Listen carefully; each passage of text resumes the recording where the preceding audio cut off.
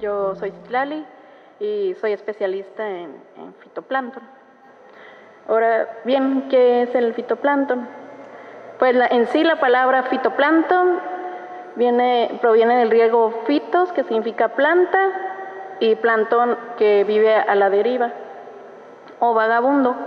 Son organismos autótrofos acuáticos del plancton que tienen capacidad fotosintética y viven dispersos en el agua. Se encuentra en la base de la cadena alimentaria de los ecosistemas acuáticos, ya que estos sirven, además de realizar fotosíntesis, de alimento a organismos mayores. Se dividen principalmente en grupos de cianofitas, nanoflagelados, diatomeas, dinoflagelados y silicoflagelados, todo esto dependiendo de sus características. Van de la talla del picoplancton hasta la talla del microplancton. Esto quiere decir que menores a picoplancton sería de 10 a la 9 picómetros, eso equivaldría a 1 milímetro, y al microplancton de 10 a la 3 micrómetros. Entonces, por tanto, no se pueden ver a simple vista, se ocupa de microscopía para poder verlos. Estas son las distintas formas y más que se pueden encontrar. Fueron tomadas en el CICESE, en el microscopio que manejo allá. Entonces, ¿por qué la importancia de estudiar el fitoplancton? Ya en sí, porque el mar es por sí solo de gran importancia. Los océanos abarcan el 70% de la superficie terrestre y albergan el 97% del agua que existe en el planeta. Por tanto, es un hogar para especies vegetales, animales, bacterias, microorganismos. Como el fitoplancton pertenece a este grupo de microalgas. Asimismo, también es gran fuente de recursos naturales como energía, alimento por las pesquerías, minerales, etc. En sí, ¿qué es la fotosíntesis? La fotosíntesis es la captación de la luz y del CO2 de la atmósfera y consiste en fijar el carbono en macromoléculas como azúcares y aceites que sirven de alimento a otros organismos. Y del CO2 se libera el oxígeno. Entonces lo que utiliza el fitoplancton es carbono. Para realizar también la fotosíntesis, aparte de la luz, ocupa de nutrientes como nitrógeno, fósforo, sílice. A pesar de representar del 1 al 2% del carbono vegetal en todo el planeta, es responsable de más del 45% de la producción primaria neta. Aquí hay un ejemplo de imágenes de satélite donde se muestra la concentración de clorofila. Digan que la clorofila, ¿qué es? La clorofila es el pigmento que tienen todos los seres vegetales en el planeta, incluyendo las plantas y el fitoplancton, y esto es lo que les permite a ellos captar la luz y poder realizar la fotosíntesis. Entonces, a través de estas imágenes nos puede dar una idea de qué tanta concentración de clorofila hay, qué tanto puede haber de organismos, de fitoplancton, aunque no sea de manera directa, como cuantificarlos.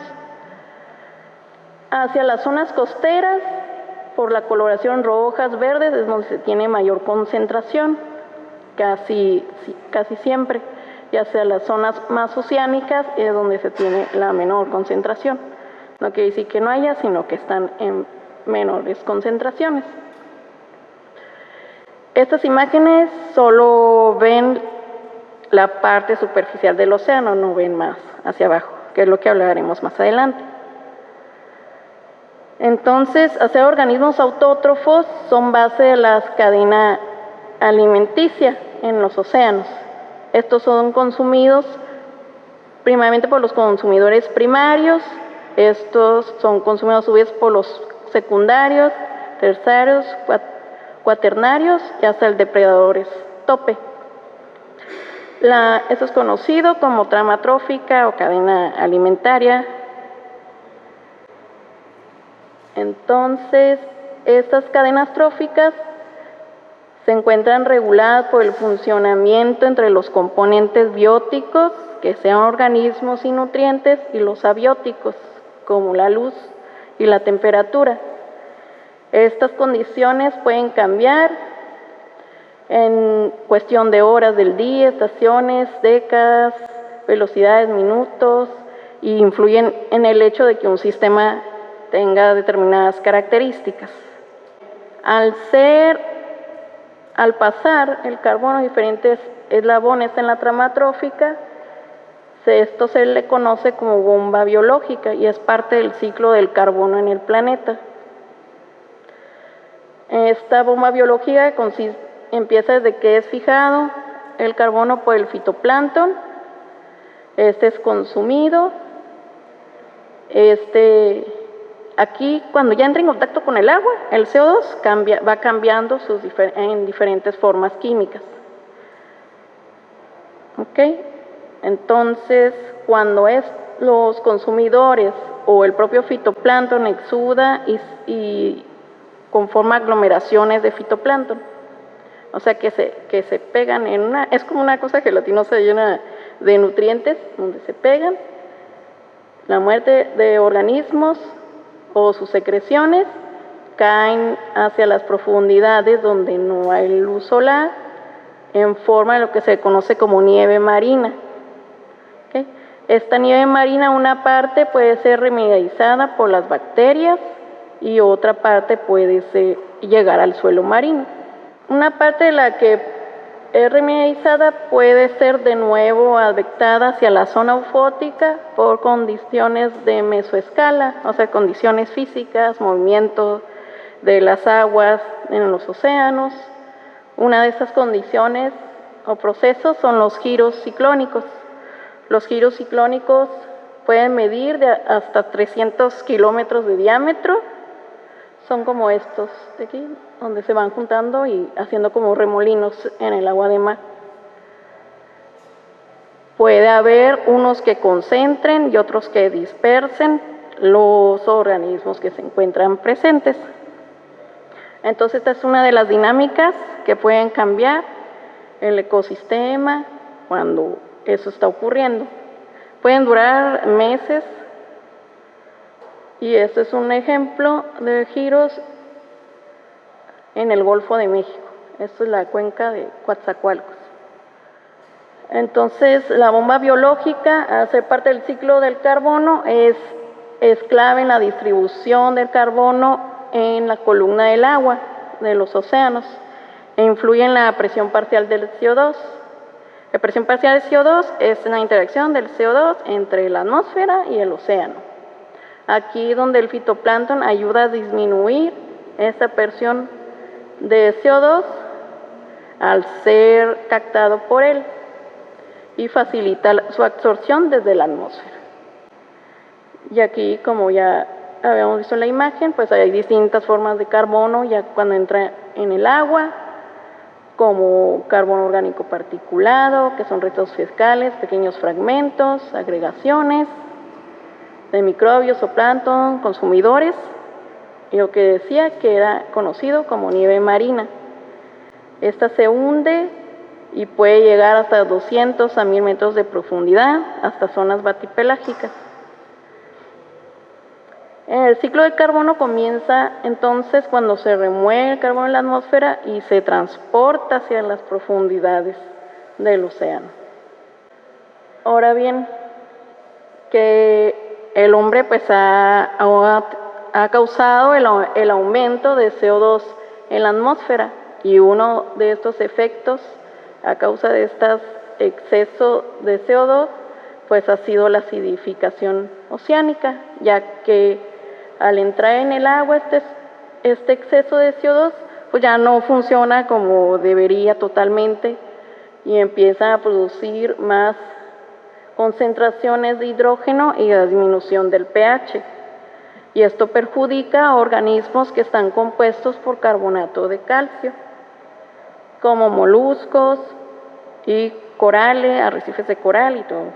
No sé si han visto en en la televisión, imágenes, videos de cómo estaba antes, lleno de colores, los arrecifes, y después ya blanquecinos, es a causa de esta condición de acidificación oceánica. Entonces el fitoplancton puede ayudar a mitigar esto, pero si es excesivo llega a un tope, ¿no? Otro pues es el conocido calentamiento global a causa de los gases de invernadero. ¿Y qué son los gases de invernadero? Pues el CO2, metano y ácido nítrico. Sí, este compuesto, perdón. Entonces, en condiciones normales, pues se irradia más calor hacia el espacio, se llevan estos gases de invernadero, pero en condiciones de exceso de estos gases, pues mucho de ello pasa y es lo que provoca sobrecalentamiento en la atmósfera. Bueno, existen varias maneras de estudiar el fitoplancton, pues una es a través de manera indirecta, como le mostré la imagen de satélite, de la clorofila, y otro a través de campañas oceanográficas. Cada una tiene sus ventajas y sus desventajas, ¿no? Una pues abarca más cobertura espacial, pero un crucero oceanográfico te puedes ir más allá de la zona, de las primeras profundidades del océano, que no se puede hacer a través de imágenes de satélite. Entonces aquí me ha tocado participar en 13 campañas oceanográficas en la corriente de California y el Golfo de México. Este es el crucero, el barco del CICESE, el buque oceanográfico Alpha Helix. También me tocó participar en varias campañas y también en el Justo Sierra de la UNAM y el CIDIPOR de Tamaulipas, y el último fue el Pelican de la Universidad de Luisiana. Bueno, ¿y qué se hace en estas campañas? Pues nuestro interés principal es conocer variables físicas, químicas y biológicas, donde se incluye el fitoplancton. Para ello, pues contamos con aparatos electrónicos que miden las cuestiones físicas, temperatura, salinidad, profundidad y fluorescencia. Aunado se encuentran botellas Niskin. Estas son las botellas que nos permiten de manera remota cerrar a determinadas profundidades y colectar muestras de agua de mar. Toda esta estructura la conocemos nosotros como roseta. Entonces esta baja, para el caso del fitoplancton, pues solo ocuparíamos hasta 150, 200 metros en la columna del agua, en la vertical, ya que ahí es donde se encuentra la luz y donde se realiza la fotosíntesis. Pero para otros estudios la han bajado hasta 3.000 metros de profundidad. Entonces, ya que llega la estructura roseta al deck del barco, pues es donde colectamos las muestras de agua de mar, y dependiendo de la fragilidad, digamos, que tenga para lo que se quiere colectar esa agua, son las primeras que se van a colectar. En el caso de fitoplancton, pues es el menos frágil, por así decir. Y siempre nos toca como al final, ¿no? Primero van los de química y luego pues los de biología.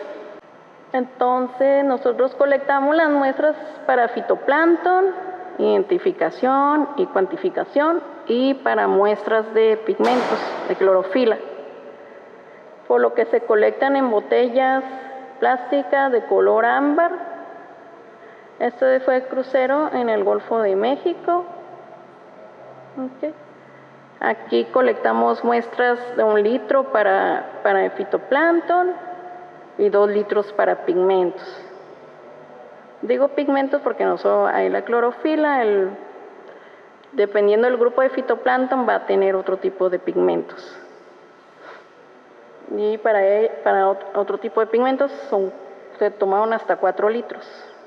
No en todos los sistemas es igual. En el caso del Golfo de México es una zona considerada pobre a comparación de acá, la corriente de California, que es muy rica. acá en vez de tomar 1 litro, por ejemplo, de muestra para fitoplancton, toman de 100 a 250 mililitros. Esto es porque depende de qué tanta concentración de células estén presentes. Ahora bien, como mencioné, el fitoplancton pues se encuentra más en la zona iluminada, conocida como zona eufótica. Para ello es preferentemente tomar muestras a las diferentes profundidades ópticas. Para ello utilizamos lectura de este aparato que se conoce como disco de Secchi. Generalmente se baja y se ocupan varios testigos porque es visual. Entonces van reflejando cuando va bajando y cuando desaparece o se pierde de vista y que todos estamos de acuerdo en sí, ya no se ve. Ahí apuntamos los metros que bajó. El Golfo de México ha bajado hasta 32 metros, que es bastante, porque es pobre, y a más o menos 15 metros, lo más o menos 9 metros. Y aquí pues las profundidades ópticas de 100% pues es superficial, 50 sería media zona eufótica, hasta el 0.1% donde ya casi no entra la luz. Esta la calculamos por ecuaciones en matemáticas.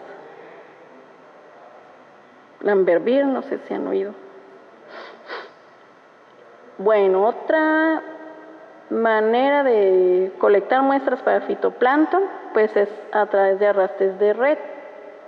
Sin embargo, esto bueno, por lo menos yo no las utilizamos para cuantificar células. Esto es más que nada como para datos cualitativos. ¿Qué había en toda esa columna del agua? O sea, en la zona eufótica, y es donde mejor preservados y más bonitos se ven, por así decirlo, los organismos. Entonces, en el caso del Golfo de México, estas bajan de manera vertical. Le hicimos construir una estructura y llega para que tuviera mayor estabilidad, y llega hasta 150 metros de profundidad en la columna del agua.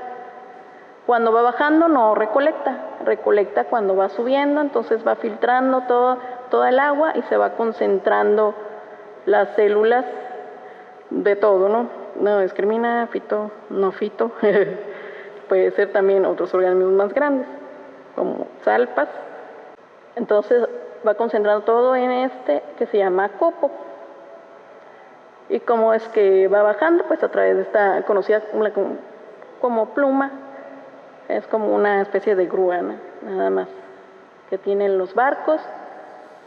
Ahí se amarra y ya. Y ahí es en recuperación de ella. Ahí es toda, en los cruceros, es toda una sincronización con personal de base del barco y nosotros, ¿no? Que estamos trabajando en cubierta. También se realizan experimentos in situ. Ese experimento de productividad primaria. Entonces lo que se busca aquí es saber qué tanto carbono se está fijando en determinado tiempo, y así poder determinar si una zona está siendo productiva, y ya si comparamos con las abundancias de fito podemos atribuir pues puede ser que fue muy productiva porque había gran presencia de diatomeas, que realmente son las que más fijan. Y es menos productivo, puede ser que sean otros organismos más chiquititos, de la talla del picoplancton. Entonces consiste en tomar las muestras de las profundidades ópticas, ponerlas en estos tubos de acrílico, transparentes, no se vieron, pero son 7 a 8 profundidades, entonces se van amarrando de acuerdo a las profundidades ya calculadas, y se dejan aproximadamente 1 hora y media, 2 horas. A este se le adiciona carbono, puede ser carbono 14 o carbono 13, para seguir la huella de ese carbono y así decir bien qué tanto fue lo que fijó durante ese lapso de tiempo. Bueno, no sé si está bien contarlo, pero me ha tocado cuando estamos y el experimento, una foquita o algo puede mover la boya. Entonces, otros experimentos que se hacen es el de pastoreo, y mide la tasa de consumo por el microzooplancton. Microzooplancton, digamos que es la contraparte del fito, que son los animalitos que lo comen. Okay. También puede haber otras tallas un poco más grandes como el mesozooplancton. Y entonces aquí en ese experimento lo dejan 24 horas y miden la tasa de pastoreo, o sea, la tasa de consumo que tuvieron el zooplancton del fitoplancton. A diferencia del otro que son 8 profundidad, aquí nada más son 3. Puede ser así in situ, donde nos anclamos a una boya, o in vitro, pues como una pecera grande, donde se ponen las botellitas y se deja igual 24 horas. Bueno, entonces, para realizar un crucero de estas magnitudes, pues es toda una logística. Aquí del CICESE nos llevamos todo el material que vamos a utilizar durante el crucero para utilizar en cubierta o ser utilizado en los laboratorios que ya están predestinados. Aquí, como decía, también se toman muestras para clorofilas. Este es el sistema que usamos, o sea, se filtra toda el agua de mar en unos filtros que son como unas piezas circulares de papel con determinada luz de malla, y se preservan en nitrógeno líquido hasta su análisis en laboratorio. Otro laboratorio que se instala, a veces dependiendo de los objetivos del proyecto, es el de metagenómica, porque también otra manera de cuantificar e identificar de manera más rápida que a través del microscopio es por la genética, conocer así las poblaciones que hay presentes. Sin embargo, ocupa de los datos de abundancia por microscopía para ser más directo. Y aquí, como les decía, aquí se filtran las botellitas que se utilizaban para los experimentos de producción primaria. Se fijan con un reactivo con E. coli, que esto permite parar la productividad y nada más se quede ahí lo que ya hicieron los organismos durante la incubación en el agua de mar. Bueno, ahora entramos a lo que es el trabajo de laboratorio. Entonces ya vimos el campo. Como les decía, dependiendo de la región, va a ser menos productiva o más productiva. Aquí aquí enfrente de la corriente de California no se ocupa 1 litro de agua, sino 250. Pero en el caso del Golfo de México se ocupa hacer un paso adicional, que es concentrar todo ese litro de agua a 100 mililitros. Sí, aquí se me olvidó mencionar, si ven la muestra como amarillenta, es que el reactivo que se usa para fijar las muestras es a base de yodos. Por eso es que se ve amarilla. Cuando está amarilla, está bien, siguen fijados los organismos. Pero cuando se torna blanquecina y transparente, ya no está fijando el reactivo. Se degrada y puede haber degradación de los organismos presentes. Por eso se utilizan botellas oscuras, para que no se degrade el reactivo y sigan preservados.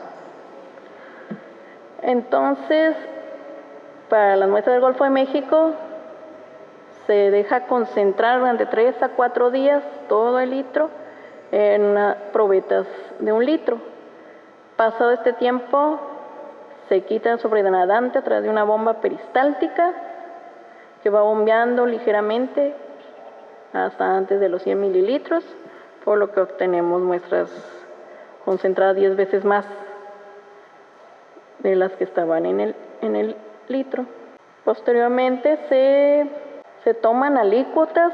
Esto va a depender de la cantidad de organismos presentes. Para tener una buena cuantificación, estadísticamente no se deben contar ni muy pocos ni demasiados para evitar errores. Entonces, Pues si uno ya sabe, por ejemplo, yo ya que tengo experiencia, pues ya sé que tal muestra va a tener pocos o tal va a tener muchos, y entonces ya escojo mis tubos. ¿Por qué menciono esto? Porque si ven en tamaño, pues quiere decir que le cae determinada cantidad de alícuota. Por ejemplo, van de 10 mililitros hasta los 100 mililitros. Estos tubitos se ponen sobre las cámaras de Utermol, que la técnica de cuantificación que usamos es la de Utermol, y se dejan ahí durante 24 horas con la muestra. Entonces todos los organismos que estaban presentes en esa alícuota bajan hacia el fondo de la cámara.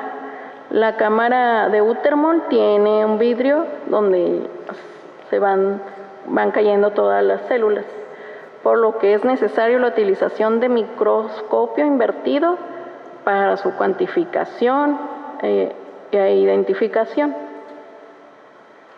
Okay. Aquí estamos cuantificando.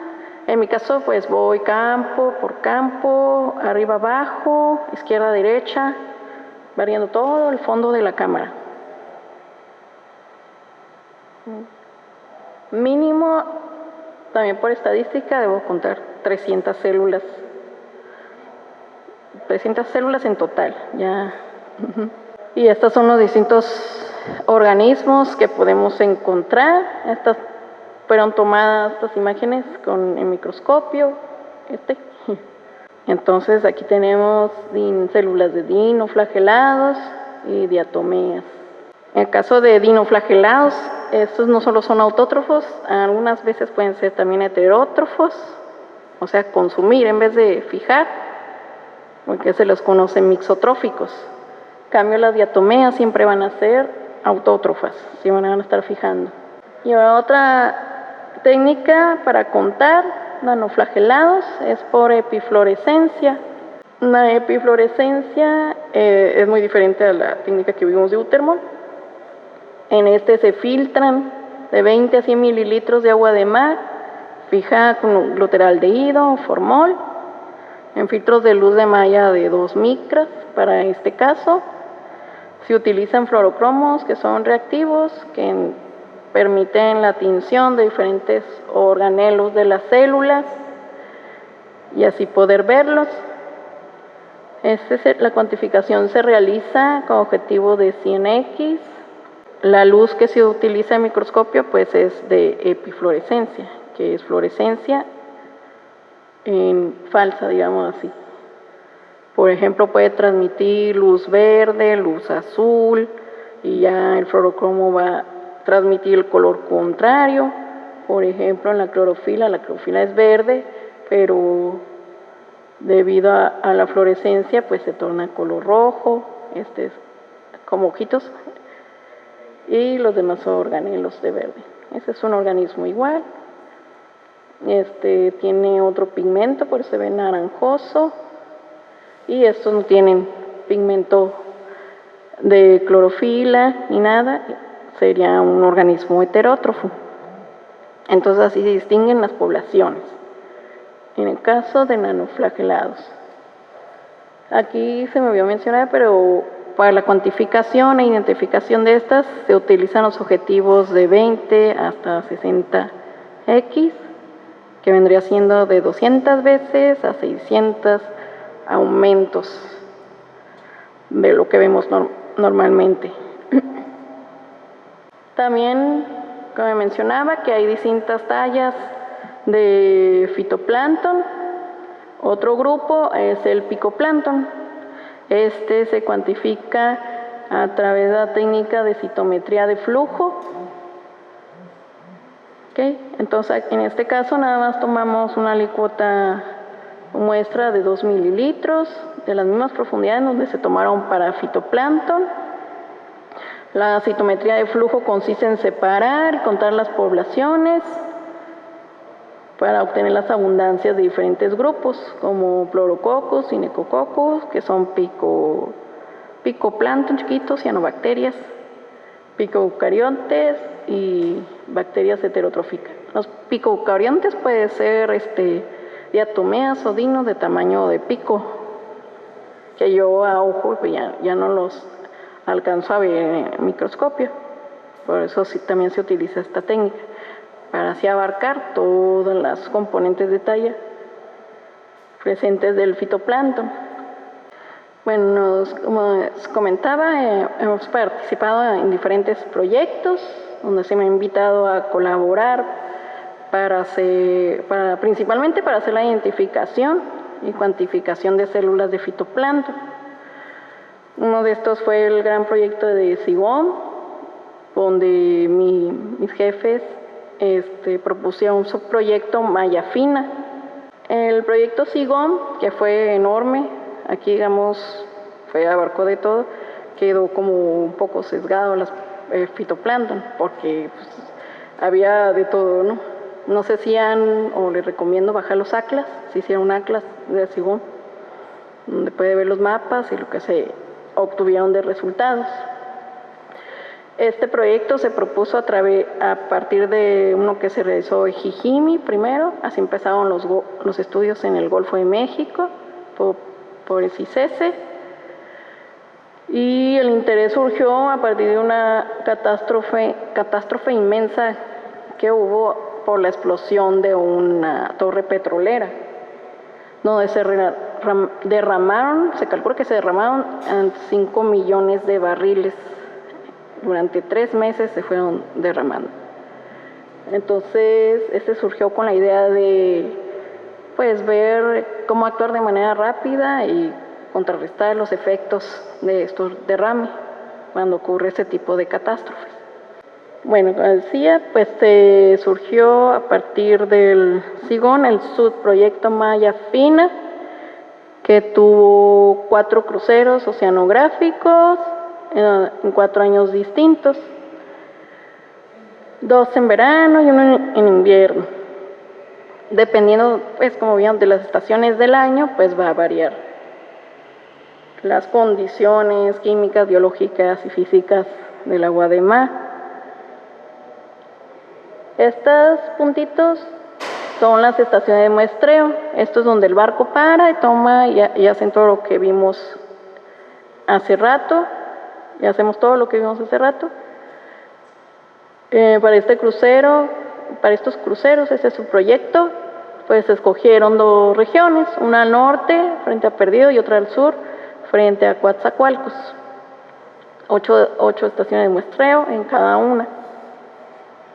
Okay. Entonces aquí se revisaron todo lo que vimos en las imágenes y se analizaron las muestras. Bueno, estos son los resultados que ya fueron publicados en los atlas que obtuvimos de las abundancias por grupo de fitoplancton.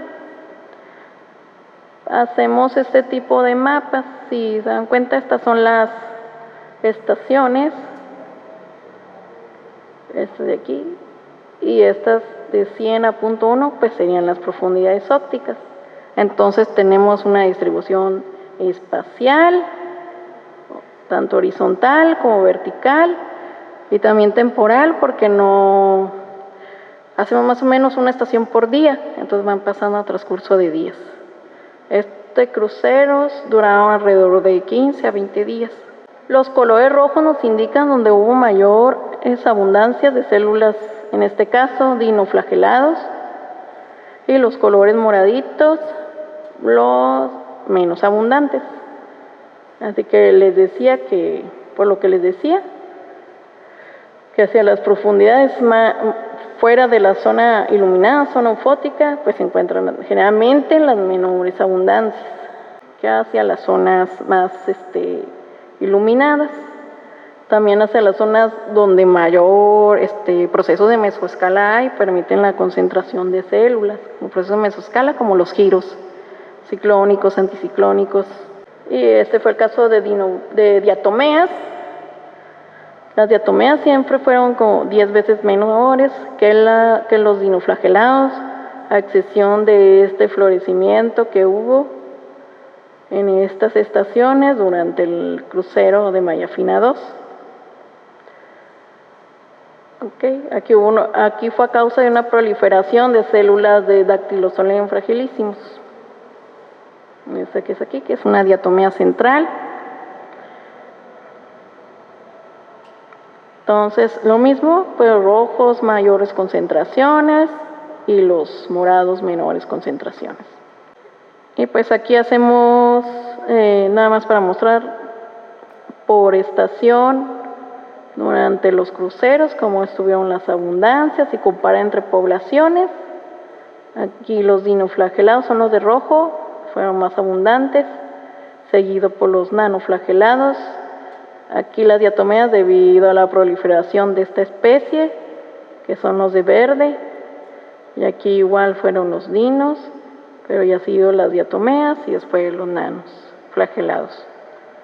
Entonces ahí nos habla de qué grupos de fitoplancton están dominando en los diferentes cruceros. Y aquí pues nada más incluimos a los por abundancias, por porcentajes de los otros grupos estudiados.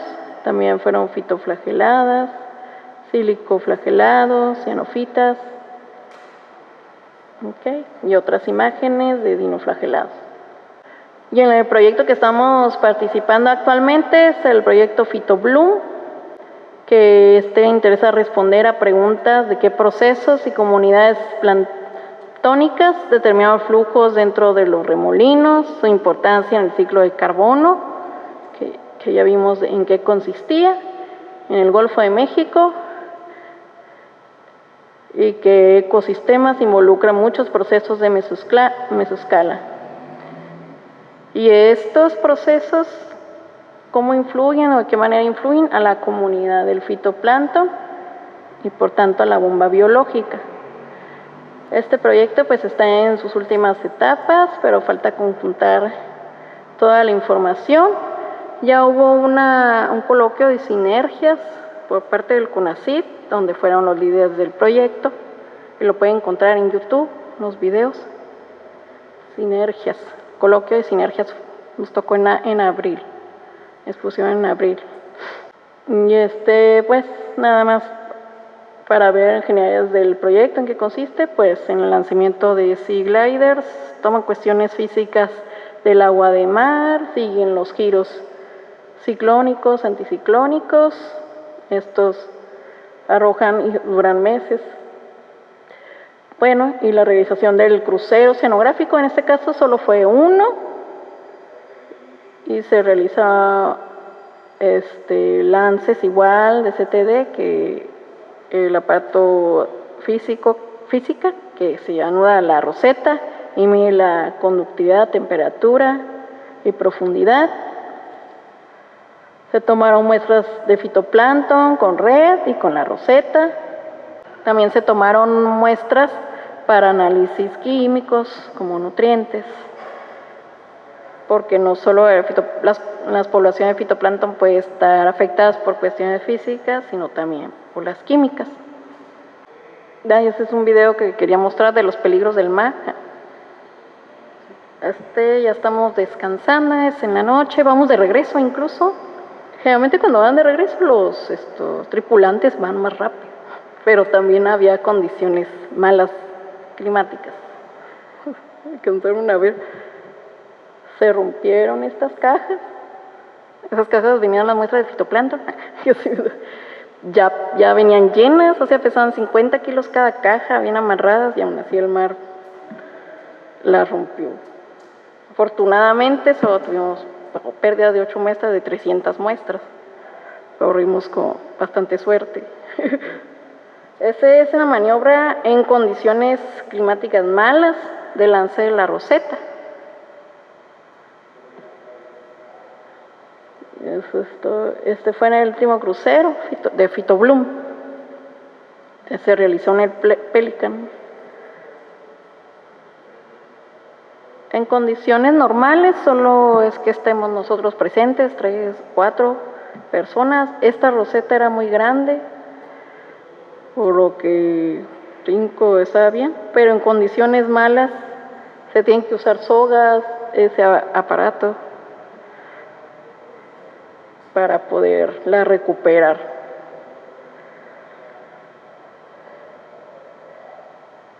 Ese fue el jefe del crucero, el técnico encargado del proyecto, el líder del proyecto.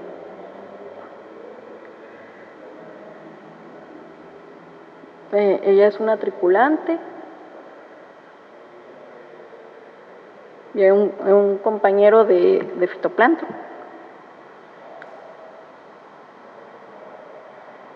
Entonces ahí no se alcanza a apreciar mucho, pero está así, por eso se mete el agua por la cubierta.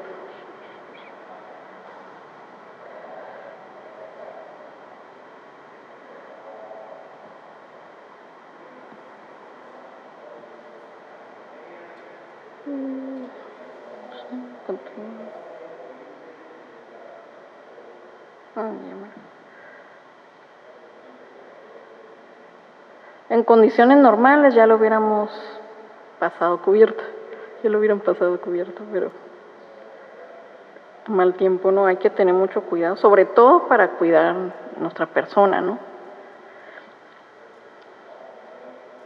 Una vez ocurrió que se fue la roseta completa, se quedó abajo en uno de los cruceros. Eso fue causa que no tuvo buen mantenimiento el cable. Se trozó y se quedó. Y son aparatos bastante caros.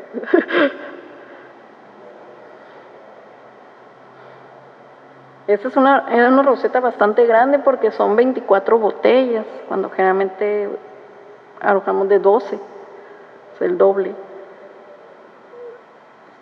24 botellas de 10 litros, para calcular más o menos cuánto vendría siendo, como 100 kilos, ¿no? Es el equipo de trabajo, que los participa del crucero Fitobloom, personal científico y los que participamos para las muestras de fitoplancton. Muchas gracias por su atención.